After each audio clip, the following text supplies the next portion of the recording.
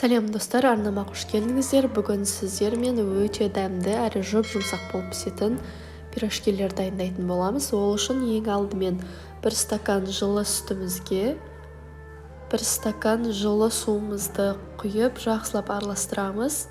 Жылы болуы маңызды. Одан соң 2 ас қасықта қантымызды салып аламыз және 1 шай қасықта тұзымызды салып аламыз.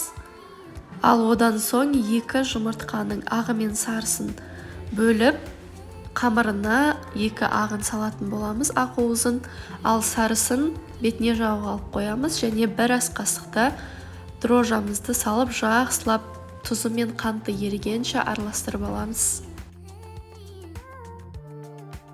Ал енді ұнымызды аз-аздан елеп салып бастаймыз. Ең алдымен лопатаның көмегімен жақсылап ұнымызды араластырып аламыз. Кішкене қою масса болған соң тағы да ұнымызды салып, қолмен жұп-жұмсақ етіп, қамыр илейтін боламыз.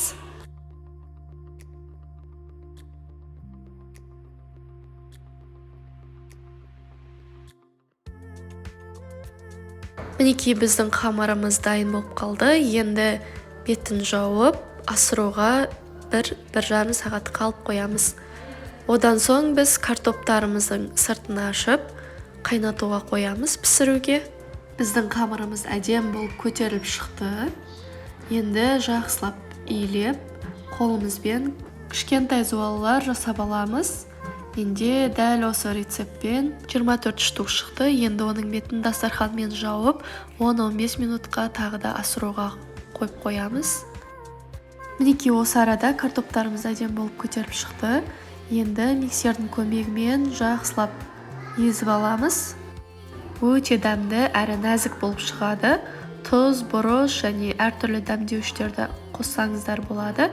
Енді 1 пиязымызды алып, майдалап турап, қызарғанша қуырып аламыз және де ыстықтай жаңағы картобымыздың ішіне қосып, тағы да жақсылап араластырып аламыз. Бұл біздің пирожкиміздің өте дәмді болып шығуына үлесін қосады. Осы рецептпен жасауға кеңес беремін, отбасыларыңызға ұнайды деген ойдамын.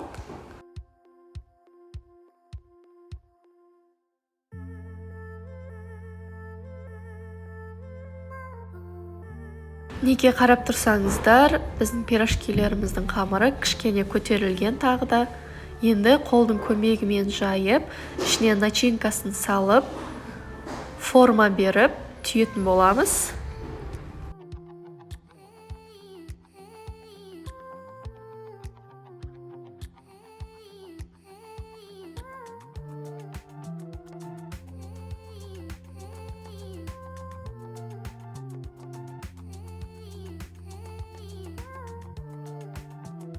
Осылай жалғастырып барлығын түйіп аламыз және де духовкамызды 180 градусқа қыздырып қоюды ұмытпаңыздар.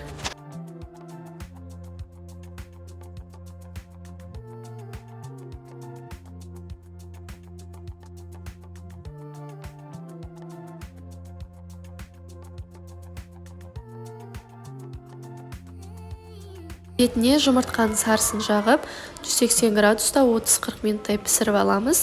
Өте жұп-жұмсақ әрі дәмді болып шыққан. Егер сіздерге рецепт ұнаған болса, каналыма тіркеліп, өз пікірлеріңізді қалдырыңыздар.